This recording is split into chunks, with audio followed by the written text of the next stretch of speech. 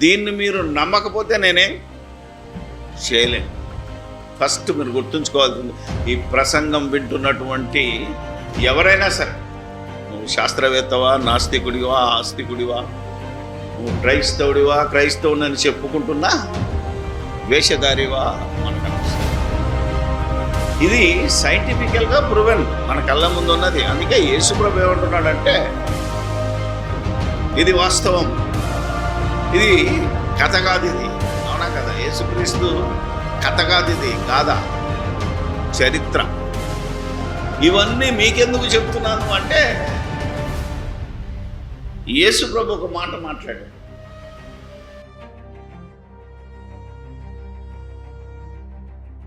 పరిశుద్ధుడు పరిశుద్ధుడు పరిశుద్ధుడు అని పరమందు దూతల చేత, ఇహమందు సర్వ మానవాళి చేత స్తుతింపబడుతూ, కీర్తింపబడుతూ, యాచింపబడుతూ మహాదేవుడైన మన కన్న తండ్రికి, ఆయన ప్రియకుమారుడు, ఈ లోక రక్షకుడు, మనుషులందరికీ ప్రభువైన యేసుక్రీస్తు ద్వారానే పరిశుద్ధాత్ముని యొక్క నడిపింపుతో మనందరి తరపున వేవేల కృతజ్ఞతాస్తుతులు, స్తోత్రాలు సమర్పిస్తూ ఉన్నాను. ప్రభువైన యేసుక్రీస్తునందు విశ్వాసం ఉంచి ఆయనకు కలిగిన మనస్సును కలిగి ఉండి నిత్య జీవానికి వారసులు కావాలని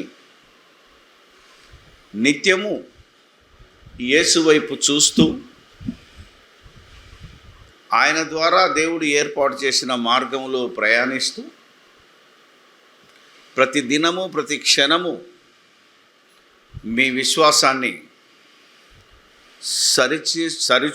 సరిచేసుకుంటున్నటువంటి క్రైస్తవ సోదరులందరికీ, అలాంటి ఆలోచనతో ఇక్కడికి వచ్చిన మీ అందరికీ ప్రభువైన యేసుక్రీస్తు నామములోనే నా వందనాలు, శుభాభివందనాలు తెలియచేస్తూ ఉన్నాను. దేవుని యొక్క సంకల్పాన్ని, దేవుని యొక్క చిత్తాన్ని మనుషులు ఎరిగి, దేవుని యొక్క శక్తిని తెలుసుకొని, ఆయన ఆకర్షణలో ఉండి ఎల్లప్పుడూ ప్రార్థన, యాచనలతో సంపూర్ణముగా నిండి ఉండాలని దేవుడు కోరుకుంటున్నాడు. మనం ఆ కోరికను ప్రతి వారము దేవుని మనస్సు నెరగటానికి, అలాగే క్రీస్తు యేసు యొక్క మనసును తెలుసుకోవడానికి ఎల్లప్పుడూ ప్రతి వారము ప్రయత్నిస్తున్నాం, వింటున్నాం. విన్నది ఎంతవరకు లోపల నాటబడుతుందో, ఆ తర్వాత ఎంతవరకు ఫలిస్తుందో దానికి మీరే బాధ్యులు తప్ప నేను కానీ, ఈ వాక్యాన్ని మనకిచ్చినటువంటి అపోస్తలులు కానీ, క్రీస్తు ప్రభువు కానీ, దేవుడు కానీ బాధ్యుడు కాడని, మీ ఆత్మలకు మీరే ఉత్తరవాదులు, అంటే సమాధానము చెప్పుకోవలసిన వారై ఉన్నారని ప్రతి వారము హెచ్చరిస్తూ, ఈరోజు కూడా మరొక సంగతిని మీ ముందుకు తీసుకొచ్చాను. ఆకర్షణ శక్తి. ఈ ఆకర్షణ అనే పదానికి ఎంత శక్తి ఉందో, ఎంత ఏమనాలే, అనుబంధము, ఆప్యాయత, వాట్ నాట్, ఏ కవి వర్ణించలేనటువంటి అద్భుతము ఈ ఆకర్షణ శక్తి అనే ఒక పదంలో ఉంది. ఈ ఆకర్షణ శక్తిని ఇప్పటికీ దేవుణ్ణి నమ్మనటువంటి నాస్తికులు కూడా, వారికి ఆధారమైనటువంటి శాస్త్రము, శాస్త్రవేత్తలు కూడా దేవుడు ఒక తండ్రని, దేవుడు ఈ లోకాన్ని కలుగజేశాడని, ఈ లోకాన్ని నడిపిస్తున్నాడని నమ్మకపోయినా ఒక మాట మాట్లాడుతున్నారు. ఏదో ఒక మహా ఆకర్షణ శక్తి, ద గ్రేట్ అట్రాక్టర్ అంటారు ఇంగ్లీష్, ఈ సృష్టిని నడిపిస్తుంది అన్నాడు అంతే. ఖగోళ శాస్త్రవేత్తలు భూమి ఈ శూన్యంలో వేలాడుతుంది కదా, ఎలా వేలాడుతుంది? తన చుట్టూ తాను తిరుగుతూ సూర్యుని చుట్టూ తిరుగుతూ ఉంది ఒక సంవత్సరానికి. ఈ భూమి చుట్టూ చంద్రుడు తిరుగుతున్నాడు నెలకొక్కసారి, పూర్తి గమనములో క్రమం తప్పక తిరుగుతున్నాడు. అలాగే ఈ సూర్యుడు మనం అనుకుంటున్న ఈ నవగ్రహాలు కాకుండా ఇంకా ఎన్నో గ్రహాలు 11, 12 అంటున్నారు, వాటెవర్ ఇట్ మే బి. ఈరోజు ప్రపంచం నమ్ముతున్నది, మన దేశస్తులు నమ్ముతున్నది కేవలము నవగ్రహాలు మాత్రమే.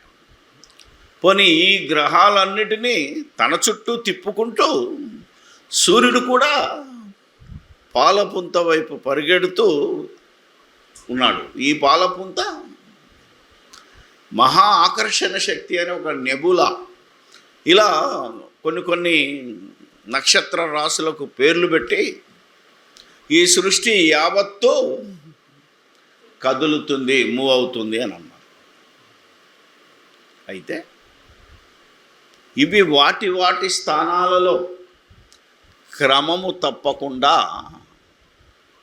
ఎలా తిరుగుతున్నాయి అని విశ్వ ప్రయత్నాలు చేస్తున్నారు. చివరికి తేలింది ఏంటంటే వీటి మధ్యలో ఏదో ఒక ఆకర్షణ శక్తి. ఆ శక్తి లేకుంటే ఈ శూన్యంలో ఉన్నటువంటి ఈ నక్షత్ర రాశులన్నీ ఒకటికొకటి గుద్దుకుంటాయి. ఎందుకంటే 4 కాళ్ళు రోడ్డు మీద వెళ్తున్నాయి అనుకో, వాటిని ఆయా స్థానాల్లో ఉంచేది బ్రేక్, అంతే కదా. ఒక్కసారి బ్రేక్ ఫెయిల్ అయినా ఏమయ్యా మొత్తం అన్నీ కొలాప్స్ అవుతాయి. ఇలా ఈ భూమి తన స్థానంలో క్రమము తప్పకుండా తిరుగుతుంది. ఇలాంటి వాటన్నిటినీ ఎంతోమంది పరిశీలన చేసి చివరికి ఈ ఆకర్షణ శక్తి అనే దాన్ని ఒక పేరు పెట్టాడు మనకు న్యూటన్ అనే శాస్త్రవేత్త. అవునా?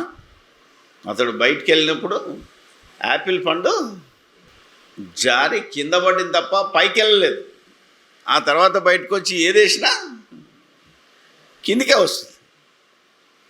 మరి అలాంటప్పుడు ఆ చంద్రుడు ఎందుకు పడట్లేదు?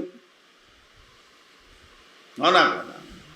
ఈ భూమి చుక్కలు ఎందుకు పడట్లేదు భూమి మీద అనేది చాలా వరకు రీసెర్చ్ చేసి అదొక శక్తి అని, ఆ శక్తికి మ్యాగ్నెటిక్, అవునా కదా, పవర్. అంటే ఈ యొక్క ఆకాశానిలో ఉన్న కొంతవరకు ఈ భూమికి మధ్యన ఒక ఆకర్షణ శక్తి ఉంది. ఈ పదార్థం ఎప్పుడైతే ఈ ఆకర్షణ శక్తి లెవెల్కు దాటిపోద్దో కిందికి పడదిగా. ఇది శాస్త్రవేత్తలు చెప్పిన సత్యం. ఒక భూమికి ఒక కక్ష ఉంది. ఆ కక్ష దాటితే ఏది ఆకాశంలో వదిలినా అది ఆకాశంలో తిరుగుతూనే ఉంటుంది, కిందికి రాదు. దీన్ని మనోళ్ళు చంద్రమండలం మీద ట్రై చేశారు. ఇప్పుడు మధ్యలో ఒక ల్యాబ్ తయారు చేశారు అంతరిక్షంలో. అప్పుడు దాని మీద వాక్ చేస్తున్నారు. ఎందుకంటే కిందికి రారు, ఆ పైకి రారు. అది ఆకర్షణ శక్తి లేని ప్రాంతం. ఇవన్నీ మీకెందుకు చెప్తున్నాను అంటే యేసు ప్రభు ఒక మాట మాట్లాడాడు. అదేంటంటే యోహాను గారు రాసిన సువార్త, ఇది సకల శాస్త్రాలకు ఆధారమైనటువంటి దేవుని జ్ఞాన గ్రంథం కనుక ఆయన ఒక మాట మాట్లాడాడు. ఏమనంటే 5:44 వచనంలో ఈ మాట కనబడుతుంది. అందుకు యేసు, మీలో మీరు సనుగు కొనకడి. మనకున్న పెద్ద అలవాటు ఏంటంటే, మీకు ఏదైనా డౌట్ వచ్చిందనుకో, నేను మాట్లాడుతున్నప్పుడు లోపల ఒక బయలుదేరుతుంది. బయలుదేరి పక్కున్నోళ్ళతో మెల్లగా మాట్లాడుకుంటారు, సనుక్కుంటారు. అదేదో మీటింగ్ అయిపోయిన తర్వాతనో ఈ ప్రసంగం అయిపోయిన తర్వాతనో నాతో తీర్చుకోవచ్చు కదా. ఇది మనుషుల్లో ఏ మీటింగ్లో చూసినా కనబడుతుంది. అవకాశం ఇస్తాను కనుక నేను ఇవ్వనోడితోటి మనకు సంబంధం లేదు. చాలామంది ఇవ్వరు, మీటింగ్ అయిపోగానే వెళ్ళిపోవడమే తప్ప మీ యొక్క అనుమానాలకు మీ సనుగులకు సమాధానం చెప్పేవాళ్ళు తక్కువ ఉన్నారు. అందుకే మీలో మీరు సనుక్కొనకూడరా, తెలిసిపోతుంది కదా. ఆల్రెడీ వింటుంటాం, మనం చూస్తుంటాం, కళ్ళ ముందు మనకే తెలిసిపోతుంది. మీలో మీకు డౌట్ వచ్చేస్తుంటుంది. అప్పుడు ఆయన అంటున్నాడు, నన్ను పంపిన తండ్రి, వాట్ ఈస్ దిస్? నన్ను పంపిన తండ్రి వానిని ఆకర్షించితేనే గాని ఎవడును నా యొద్దకు రాలేడు, వానిని లేపుదును. This is the a good statement. ఈ యొక్క మనుషులకి అర్థం కానిది, శాస్త్రవేత్తలు కూడా ఇంకా అర్థం చేసుకోలేనిది, ఆ శాస్త్రం చెప్పిన మాటల ప్రకారంగా ఈరోజు మనం అర్థం చేసుకొని, లేదా నేను అర్థం చేసుకొని మీకు అర్థమయ్యే విధానంలో చెప్పగలుగుతున్నాను. తర్వాత మనం 12వ అధ్యాయము 32వ వచనాన్ని చదువుదాం.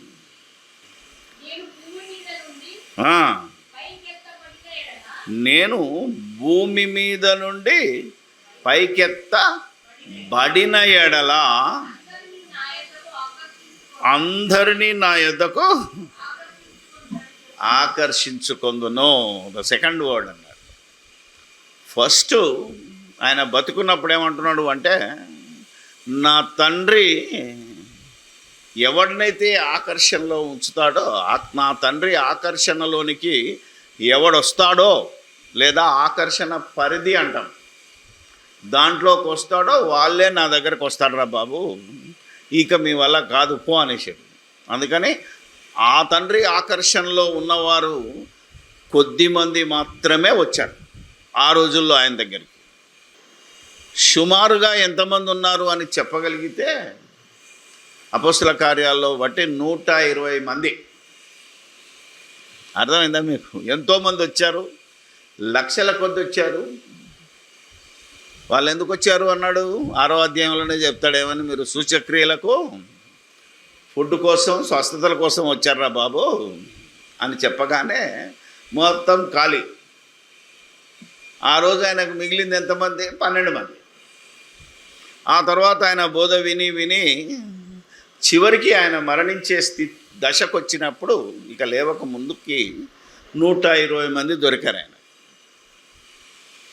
ఆ తర్వాత ఆయన ఏమంటున్నాడు అంటే, నేను ఎప్పుడైతే పైకెత్తబడతానో,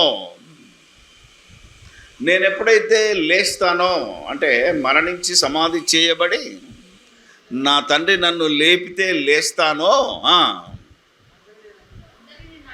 అందరినా కొందరినా?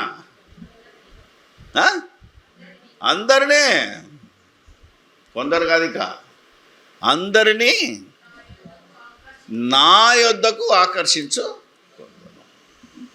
ఇది చక్కని మాట. ఇప్పుడు మనం ఆలోచన చేద్దాం. మరి అందరినీ ఆకర్షించుకోవాలి కదా, ఇప్పుడు ఉన్న వాళ్ళందరూ ఆయన దగ్గరికి రావాలి కదా. మరి చాలామంది రావడం లేదు. ఆ రోజు వాళ్ళు అందరూ రాలేదు, ఈరోజు వీళ్ళు అందరూ రావటం లేదు. కానీ ఎవరైతే, అవునా కదా, క్రీస్తు ఆకర్షణ పరిధిలోనికి వచ్చిన వారు మాత్రమే ఆకర్షింపబడతారు. మీకు మనం చిన్నప్పుడు కూడా చూసాంగా మ్యాగ్నెట్, అవునా? స్పీకర్ వెనకాల స్పీకర్ ఉంటుంది కదా, అప్పుడప్పుడు స్పీకర్ చెడిపోతే దానికి వెనకాల మ్యాగ్నెట్ ఉంటుంది. మనం చిన్నప్పుడు బోల్టులు, నట్టులు, పిన్నీసులు, ఏమా అవన్నీ ఒక పరీక్ష చేస్తే ఇది మ్యాగ్నెట్ అనుకో, ఇది దీని పరిధి, ఈ లెవెల్ ఉంటుంది. ఈ లెవెల్కు బయట ఉంటే ఇది ఎంత పవర్ ఉన్నా దీన్ని లాగలేదు, ఎందుకంటే దీని పరిధి కొంతవరకు. జాగ్రత్తగా అర్థం చేసుకో. ఎప్పుడైతే ఈ యొక్క పిన్నీసు ఈ పరిధిలోనికి వచ్చిన లటక్కం లాగా, ఇది మీ అందరికీ తెలిసిందే. ఇప్పటికెళ్ళి ట్రై చేయండి. మార్కెట్లో మ్యాగ్నెట్ దొరుకుతుంది, అవునా కదా, ఇనుప ముక్కలు కూడా దొరుకుతాయి. మనం అప్పుడప్పుడు రోడ్డు మీదకి వెళ్తుంటే స్ట్రీట్ పిక్కర్స్ ఉంటారు, అవునా కదా, అంటే ఈ ఇనుప సామాన్ల దుకాణాల దగ్గర, ప్రత్యేకంగా బంగారపు కొట్ల దగ్గర కూడా ఉంటారు. ఎందుకంటే ఆ చిన్న చిన్న రజన్ అంటారు కదా ముక్కలు, దాన్ని కూడా ఇట్లా మట్టిలో ఇలా తిప్పుతారు. తిప్పితే ఏవైతే అవి ఆకర్షణ శక్తిలో ఉన్నాయో అవి అతుకుంటాయి. ఇది మన కళ్ళ ముందు కనబడుతున్న ప్రత్యక్ష సాక్ష్యం. దీన్ని మీరు నమ్మకపోతే నేనేం చేయలేను. ఫస్ట్ మీరు గుర్తుంచుకోవాల్సింది, ఈ ప్రసంగం వింటున్నటువంటి ఎవరైనా సరే, నువ్వు శాస్త్రవేత్తవా, నాస్తికుడివా, ఆస్తికుడివా, నువ్వు క్రైస్తవునని చెప్పుకుంటున్నా వేషధారివా, మనకనవసరం. ఇది సైంటిఫికల్గా ప్రూవెన్, మన కళ్ళ ముందు ఉన్నది. అందుకే యేసుప్రభు ఏమంటున్నాడంటే,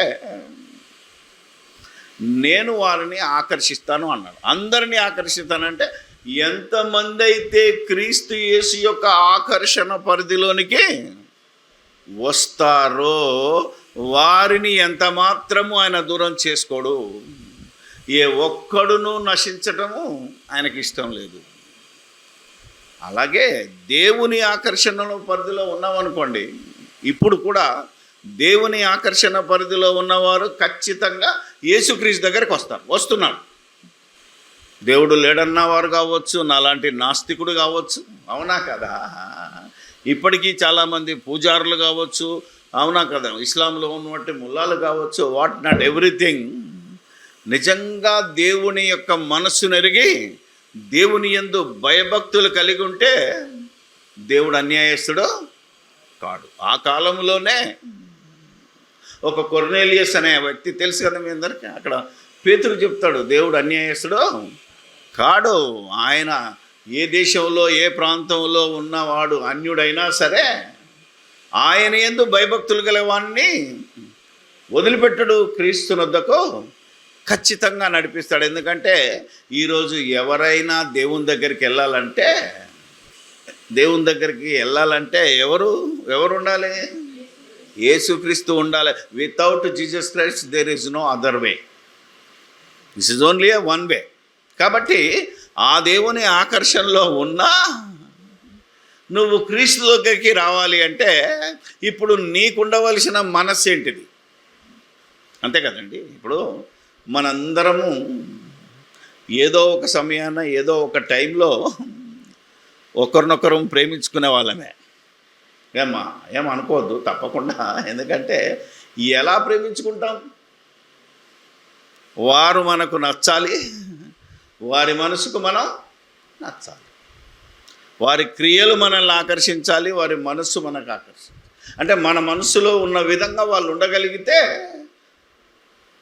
ఆ ఇద్దరు మనస్తత్వాలు ఒకటైతే ఆకర్షింపబడతారు. ఇది వాస్తవం.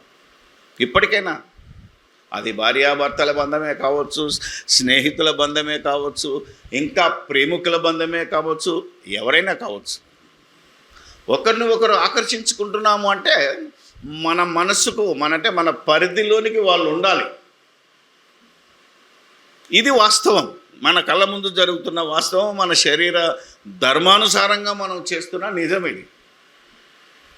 మరి అలాంటప్పుడు మనము క్రీస్తు యేసు మనల్ని ఆకర్షించాలి అంటే ఫిలిప్పీలకు రాసిన పత్రిక 2వ అధ్యాయము చూసుకొనుచున్నారు. చూడవలను.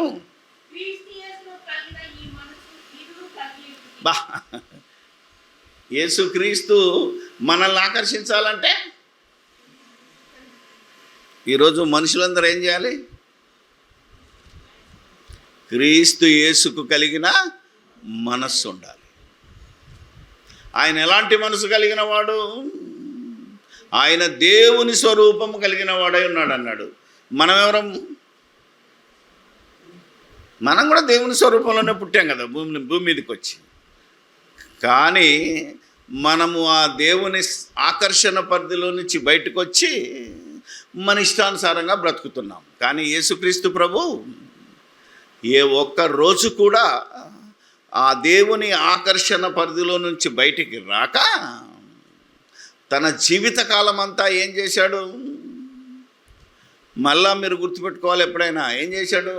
హెబ్రీయులకు రాసిన పత్రిక 5వ అధ్యాయం 7వ వచనం, శరీరధారి అయి ఉన్న దినములలో, అవునా, మహారోదనముతోనూ కన్నీళ్లతోనూ తను మరణము నుండి రక్షించగల వానికి ప్రార్థనలను యాచనలను సమర్పించి భయము భక్తి కలిగి ఉన్నందున ఆయన, అంటే యేసుక్రీస్తు దేవుని ఆకర్షణ పరిధిలోనికి ఎలా ఉన్నాడో అనేది మనకి ఈ వాక్యం అర్థమైంది కనుక దేవుడు ఆయనను ఆకర్షించుకున్నాడు.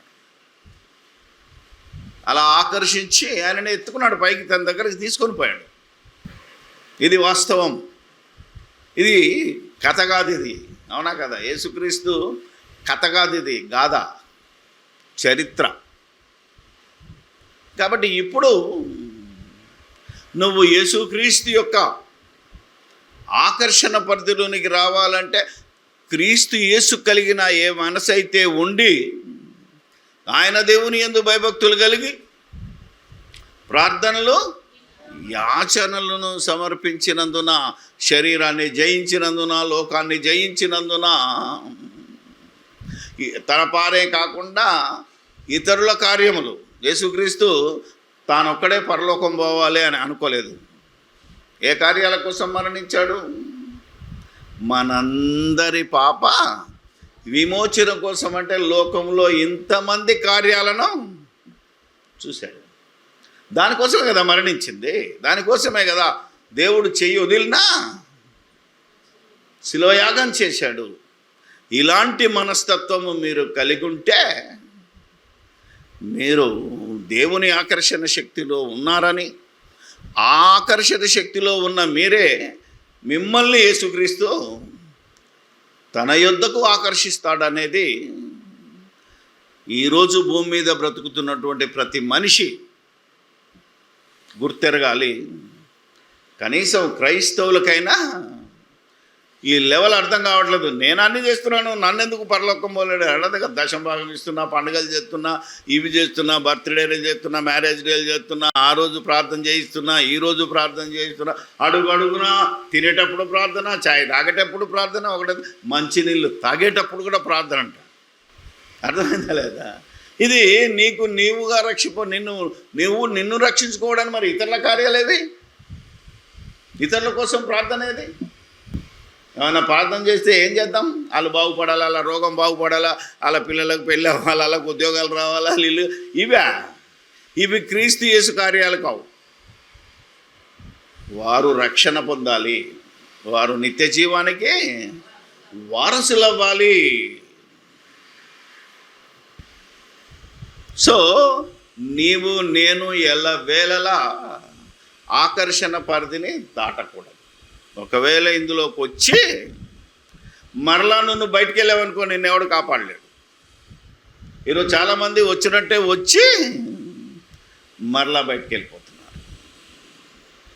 అలాంటి వారిని యేసుక్రీస్తు కూడా రక్షించలేడు, దేవుడు కూడా రక్షించలేడు. ఎందుకంటే హెబ్రీయులకు రాసిన పత్రిక 4వ వచనం, హెబ్రీయులకు రాసిన పత్రిక 4వ అధ్యాయం 6వ అధ్యాయం 4వ వచనం, ఒకసారి వెలిగింపబడి పరలోక సంబంధమైన వరములను రుచి చూచి పాలివారై దివ్య వాక్యమును యుగ సంబంధమైన శక్తుల ప్రభావమును అనుభవించిన తరువాత ఆ సిలువ వేయచ్చు అవమానపరుచుతున్నారు కనుక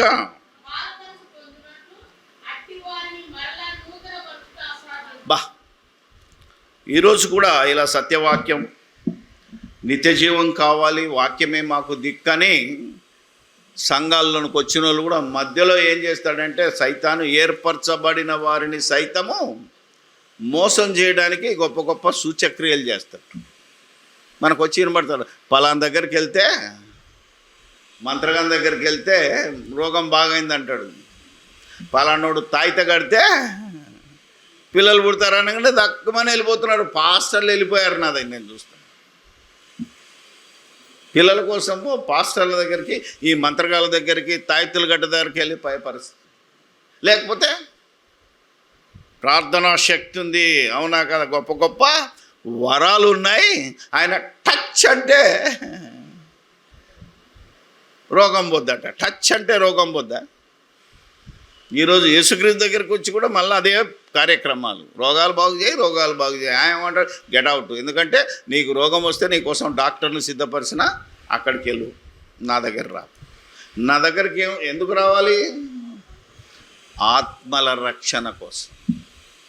నీ ఆత్మ వెలిగించబడాలి అంటే, నీ ఆత్మ పరలోకం రావాలి అంటే, నువ్వు దేవుని సన్నిధిలో క్రీస్తు బోధ ప్రకారంగా, అపోస్తుల బోధ ప్రకారంగా నీవు ఉంటే నిన్ను క్రీస్తు ఆకర్షించుకొని ఏమంటున్నాడంటే, అంత్య దినమున వానిని లేపుదును. నేను ఖచ్చితంగా లేపుతాను. చాలామందికి నమ్మకం లేక స్టిల్ మధ్యలో ఎవరో చెప్పగానే ఇంత చక్కగా వాక్యాన్ని వదిలేసి మళ్ళీ అద్భుతాలు, సూచక్రియలు, స్వస్థతలు అలాంటి మాయల్లోనికి పడిపోయే చాలామంది పడిపోయే ప్రమాదంలో ఉన్నారు, పోయారు కూడా. నేను చిన్నప్పుడు ఒక చర్చిలో పెరిగాను. ఇప్పుడు అది బ్యాప్టిస్ట్ కావచ్చు, అవునా కదా, సిఎస్ఐ కావచ్చు, మెథడిస్ట్ కావచ్చు, హెబ్రోన్ కావచ్చు, రకరకాల చర్చిలు ఉన్నాయి. అందులోకి వచ్చినప్పుడు నాకు తెలిసిన దగ్గర ఈ స్వస్థతలు, వరాలు, శివ రబంధాలు అవేమి ఉండవు, లేవు కూడా. నేను చూశాను. ఇప్పుడు ఈ చర్చిలో కూడా వెళ్ళిపోతున్నారు ఎక్కడికి, మాయమంత్రగాలు చేస్తున్న కార్పొరేటు బోధకులకు వెళ్ళిపోయి సగం చర్చిలు ఖాళీ అయిపోయినాయి. వీళ్ళను నూతనపరచుట అసాధ్యమేగా. అంటే నువ్వు యేసుక్రీస్తు యొక్క ఆకర్షణ పరిధిలో నుంచి వెళ్ళిపోయావు. దేవుని ఆకర్షణ పరిధిలో ఉన్న వాళ్ళు అన్యులైనా సరే వస్తున్నారు. ఈ బోధ అర్థమయ్యేటట్టు చెప్పగలిగితే చాలు. కొందరేమో యేసుక్రీస్తు బోధలోంచే బయటికి వెళ్ళి అన్యాయం అయిపోతున్నారు. అర్థమైందా లేదా? అందుకే ఆలోచన చేయగలిగితే ఎవడు యేసుక్రీస్తు ఆకర్షణలో ఉంటాడో వాడు అనేకులను ప్రేమిస్తాడు. యేసుక్రీస్తు ప్రేమించినట్టు ప్రేమిస్తాడు, యేసుక్రీస్తు క్షమించినట్టు క్షమిస్తాడు. ఇతరుల మనసులో ఏమనుకుంటున్నదో అర్థం చేసుకోగలిగే శక్తి కూడా ఉంటుందని. అందుకే ఆ మాట చెప్తున్నాడు. ఫిలిప్పీలకు రాసిన పత్రికలో మరొక మాట చెప్పి, యోబు గ్రంథం 30 చదివించాను, చూసారా ఎంత బాగుంటుందంటే. ఎప్పుడో చెప్పాడు ఆయన. ఫిలిప్పీలకు రాసిన పత్రిక 1 కావున క్రీస్తునందు ఏ హెచ్చరిక అయినను, ఆదరణ అయినను, ఏ సహవాసమైనను, ఏ దయారసమైనను, వాత్సల్యమైనను ఉన్న ఎడల మీరు ఏక మనస్కులగునట్లుగా ఏక ప్రేమ కలిగి ఏక భావము గలవారుగా ఉండి మనస్సుచ్చు.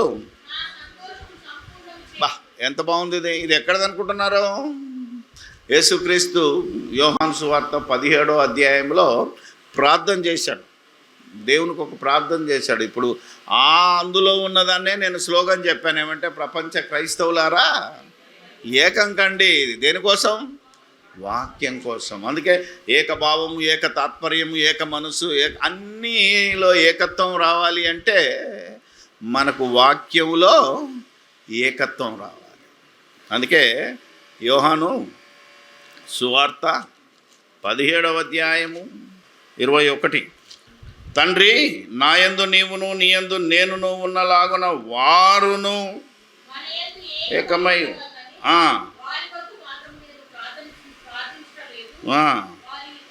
వలన నా యందు విశ్వాసముంచు వారందరూ ఏకమై ఉండవలనని వారి కొరకును ప్రార్థించుచున్నాను. ఏకమై ఉన్నలాగున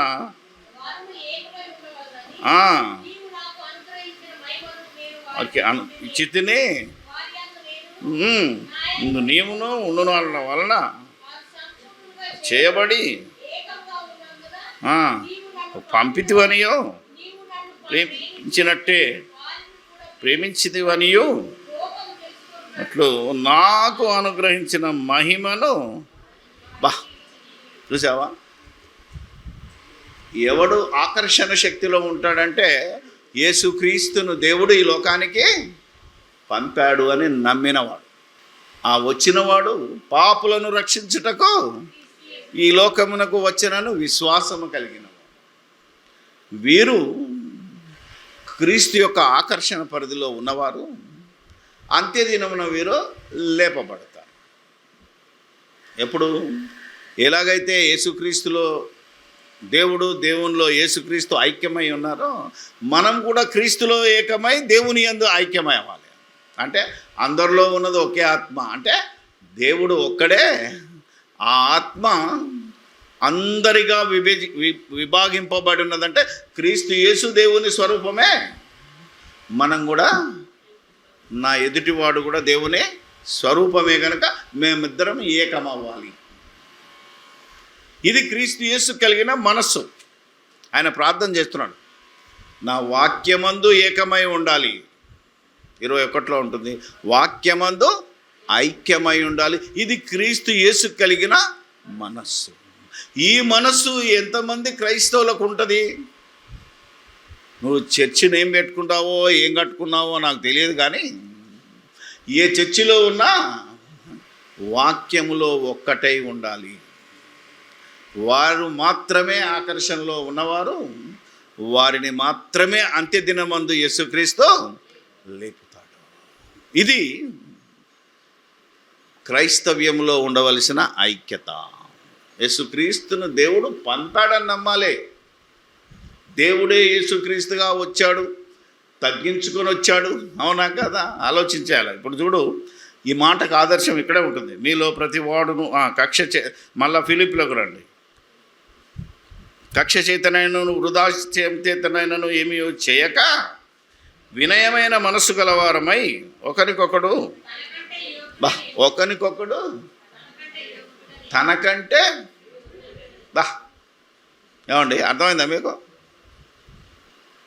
ఏమ్మా అక్క, నువ్వు చాలా గొప్పదానివి అక్క, నీకేం తెలుసు అక్క, నాకు తెలిసినంత అన్నది వేరు, నీకు బాగా తెలుసు అక్క అన్నది వేరు. కనీసం పెదవులతోటైనా అనలేని దశ ఇప్పుడు హృదయపూర్వకంగా అనాలి. అన్నా నీకు చాలా తెలుసు అన్నా, నీకు వందనాలన్నా అనాలన్నా. నువ్వుకేం తెలుసు అన్నా, నీకేం తెలియదు, నువ్వు నోరు మూసుకో అంటురా లేదా? భర్తనే భార్య అంటుంది, మీకేం తెలియదండి, ఊరుకోండి. అవునా కదా? మీరు ఆలోచన చేస్తే ఒకరినొకరు గౌరవించుకొని నీకంటే ఎదుటోడు గొప్పోడని గౌరవించిన రోజుననే నీకు క్రీస్తు యేసు కలిగిన మనసు ఉన్నట్టు, నువ్వు క్రీస్తు యేసులో ఉన్నట్టు యేసుక్రీస్తు నిన్ను ఆకర్షించినట్టు, అప్పుడే నువ్వు ఎత్తబడిన. అందుకే చూద్దాం, ఇంత కార్యములను మాత్రమే గాక ఈ మనస్సును కలిగియుండుడి మీరు ఆడై దేవునితో సమానముగా ఉండుట విడిచిపెట్టకూడని ఎంచుకొనలేదు, కానీ పుట్టి ధరించుకొని తన్ను తానే. ఒకప్పుడు సమస్తాన్ని దేవుని మాటగా ఉన్నాడు, ఆ మాట ద్వారా దేవుడు కలిగించాడు. అందుకే యేసుక్రీస్తు ఈ భూమిని మరి దేవుని ఆజ్ఞ ప్రకారంగా కలగజేసి మనకిచ్చాడు. అలాంటి పవర్ ఉన్నోడు ఏం చేశాడట? తన్ను తాను మనుష్యుడిగా శరీరాన్ని, మనలాంటి శరీరాన్ని ధరించుకొని ఈ భూమి మీదకి వచ్చి ఎలాంటి వాడు ఉన్నాడు? రిక్తుడుగా. ఏం లేదట ఆయనకు వచ్చినప్పుడు? ఇల్లుందా? ఏమండి, ఆస్తి ఉందా? ప్రభువా నువ్వు ఎక్కడ ఉంటావు అంటే ఏమన్నాడు? వచ్చి చూడు. అవునా, వచ్చి చూడు అన్నాడు, అంతే. అర్థం కాలేదా? ఆకాశ పక్షులకు చూసారా, పగలంతా బోధ, రాత్రంతా ఒలివ కొండకెక్కి ఆ తోటలో ప్రార్థన. ఆయన చేసిన ప్రార్థన, ఆయన చేసిన బోధంతా మనల్ని రక్షించటానికి. కాబట్టి ఒకప్పుడు ఎక్కడుండేవాడు? దేవునితో సమానముగా, అంటే సమానుడుగా కాదు, సమానముగా. సమానుడు వేరు, సమానముగా ఉండుట వేరు. సమానంగా అందరూ ఉంటారు. ఇప్పుడు మీరందరూ సమానంగానే ఉన్నారు కదా, అవునా కదా? మనలో ఏమన్నా హెచ్చు తగ్గులు ఉన్నాయా? సమానుడు వేరు. మీలో ఒక్కొక్క సామర్థ్యం ఉంది. ఒకరికంటే ఒకరి యొక్క శక్తి సామర్థ్యాలు ఎక్కువ ఉండొచ్చు, భక్తి లెవెల్ కూడా అంతే ఉండొచ్చు. కానీ ఒకే దగ్గర కూర్చున్నాడు. ఇప్పుడు నాతో పాటు నా డైనింగ్ టేబుల్ ముందు నా కొడుకు కూర్చొని తింటాడు, నా కూతురు కూర్చొని తింటుంది, నా భార్య కూర్చొని తింటుంది, అంటే సమానంగానే. కానీ నాతో సమానులు కాదు. అర్థమైందా లేదా? నాతో సమానుడు నా కొడుకు కాదు, నా కూతురు కాదు, నా భార్య కూడా కాదు. యజమాని సూపర్ పవర్. ఇంటి యజమాని. ఎవరు చేసినా ఎవరిని అడుగుతారు వచ్చి? ఏమండి, తప్పెవరు చేశారు? హవ్వ చేసింది. దేవుడు వచ్చి అడిగింది ఎవరిని? ఎందుకో? Is the responsible person. ఆయన శిరస్సు. సో ఆయన అడుగుతున్నాడు వచ్చి. అంటే నువ్వు తప్పు చేసినా అడిగేది ఎవరిని? భర్తనే. ఎందుకంటే ఇంటి యజమాని. ఆయనకేమిచ్చాడు తెలుసు కదా మీ అందరికీ. ఎవడైనను సరే తన ఇంటి వారిని సంరక్షింపక పోయిన ఎడల వాడు విశ్వాస త్యాగము చేసిన వాడై అవిశ్వాసి కంటే. అంటే ఇప్పుడు దేవుడు సూపర్ పవర్. ఒకవేళ యేసుక్రీస్తు తప్పు చేసి ఉంటే దేవుడే లెక్క చెప్పాలి మనం. ఎందుకంటే ఆయన సమర్థుడు, ఆయన యోగ్యుడు అని ఎంచి ఈ లోకానికి పంపాడు. నిన్ను కూడా తన స్వరూపంలో ఈ లోకానికి నిన్ను నన్ను కూడా అలాగే పంపాడు. పుట్టుకతో వచ్చినప్పుడు, చిన్నప్పుడు ఎవరు నువ్వు? దేవునితో అవునా కదా, సమానుడవే అని మాట్లాడాలంటే. ఎందుకంటే దేవుని స్వరూపంలో వచ్చావు నువ్వు. అందరూ వచ్చాం. కానీ ఆ సమానత్వాన్ని పోగొట్టుకుంది. చిన్నప్పుడు మంచం మీదకి వెళ్ళి పడితే ఒకరోజు మా చెల్లె పడిపోయింది మంచం మీదకి. నేను ఉరుకుతున్నా ఎత్తుకొని పోవడానికి. మా అమ్మ అంటుంది, అరే ఏం కాదురా, చిన్నపిల్లలు పడ్డా దెబ్బ దాకదు, దేవుని అవునాక దేవుడు కాపాడుతాడు. ఎందుకంటే బైబిల్లో ఒక మాట ఉంటుంది, ఏమని? వారి దూతలు వారికి కావలిగా ఉంటారు. నీ రాకపోకలయందు యెహోవా నిన్ను అని ఎందుకన్నాడంటే, అప్పుడు ఆ రోజు కుడి పక్కన ఒక దేవదూత, ఎడమ పక్కన కావలి ఉంచాడు. నీకేం కాదు పోరా అని. ఇప్పటికీ మన కోసం దేవదూతలు ఉన్నారు. నువ్వు దేవుని ఆకర్షణలో ఉంటే నిన్ను కాపాడుతావు ఖచ్చితంగా. ఎందుకంటే మనకు అప్పుడప్పుడు వెంట్రుక వాసిలో ఇంచులో తప్పిపోతుంది ప్రమాదం. ఎందుకు అంటే అలా బెండ్ చేస్తాడు ఆయన. నువ్వు పోతున్న బైకును కూడా అవసరమైతే బెండ్ చేస్తాడు, లేదా అవతలోని బండినైనా బెండ్ చేసే సమర్థుడు. ఎప్పుడు? నీకు ఆయుష్నిస్తే, నీవు దేవుని ఆకర్షణలో ఉంటే. ఇది జరుగుతున్న వాస్తవం. వాస్తవంలో నుంచి మనం బయటికి రాకూడదు. ఇది దేవుని ఆకర్షణ శక్తిని గురించి మనం నేర్చుకున్నాం. దేవుడు అందరినీ ఆకర్షించగలిగే శక్తిమంతుడే. కాదంటే it is a big magnet అనుకున్నా దానికి ఒక పరిధి ఉంది. ఆ పరిధిలోనికి నువ్వు రావాలి. 1 యోహాను పత్రిక 4వ అధ్యాయము 14వ వచనం. మరియు తండ్రి తన కుమారుణ్ణి లోకరక్షకుడుగా పంపియుండుట మేము చూచి చున్నాము. ఎవడు ఒప్పుకొనునో వానిలో దేవుడు నిలిచి ఉన్నాడు, వాడు దేవుని అందున్నాడు. మనం ఎరిగిన వారమై దానిని నమ్ముకొని ఉన్నాము. ప్రేమాస్వరూపి అయి ఉన్నాడు. ప్రేమ యందు నిలిచి ఉండేవాడు దేవుని యందు నిలిచున్నాడు. చాలదా? నువ్వు దేవుని మనసును ఎరిగి దేవుని ఆకర్షణ శక్తిలో ఉంటే నీలోనే దేవుడు ఉన్నప్పుడు ఇంకా నీకు, అవునా కదా, నువ్వు ఖచ్చితంగా యేసుక్రీస్తు దగ్గరికి నడిపించబడతావు. ఎప్పుడు యేసు దేవుని కుమారుడని ఆయనను దేవుడు పంపాడనేది నీ విశ్వాసం అయితే ఆ విశ్వాసానికి పరిధి ఉంది. ఆ పరిధిలోనికి నువ్వు అందుకే చివరిలో కూడా చెప్తున్నాడు, మనము క్రీస్తు యేసు వద్దకు రావడానికి ముందే మారు మనసు పొందాలి. మనకు మారు మనసు పొందాలంటే సువార్తను వినాలి, సువార్తను నమ్మాలి. అందుకే నమ్మి బాప్తీసం పొందాలి. నమ్మి మారు మనసు పొంది బాప్తీసం పొందిన వాడే రక్షింపబడతాడు. ఇది ఆకర్షణ శక్తి మనకు విధించిన లెవెల్, పరిధి. ఒక్కొక్క పరిధిలో నుంచి నువ్వు ఆ పరిధిని దాటుకుంటూ వచ్చినప్పుడు ఖచ్చితంగా దేవుణ్ణి నువ్వు అతుక్కుపోతావు. దేవుడు నిన్ను అతుక్కుంటాడు. అప్పుడు నువ్వు క్రీస్తు యేసు కలిగిన మనసును కలిగి ఉంటే నువ్వు నిజంగా ఎత్తబడతావు.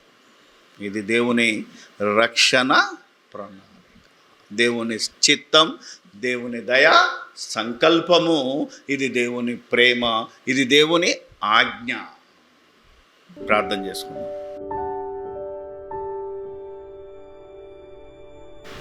పరిశుద్ధుడమైన మా తండ్రి, పరలోకమందును మనుషులందరిలో అందరిగా ఉన్నవాడవైన తండ్రి, మీకు స్తోత్రాలు చెల్లిస్తూ ఉన్నాం.